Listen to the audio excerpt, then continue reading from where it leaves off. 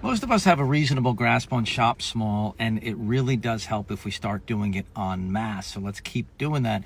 But let's realize that it actually starts to transition right into giving us more civic power or political power. And that is because when you don't build corporate monopolies with excessive amounts of cash and money, they cannot then go ahead and fund the oligarchy, the duopoly, the politicians as readily as if you build Main Street. So the Main Street over Wall Street mentality and the think big, act small mentality can really work then when you get into the civic arena itself and you vote small. And that's why our next event is all about how to vote small. It's not quite as simple as shopping small, but it's the same concept that you're supporting independents, smaller parties, people that don't raise a lot of money, and basically just voting for a system that you want instead of just a beauty contest between two people that are propagandized to you or marketed to you like a beauty contest.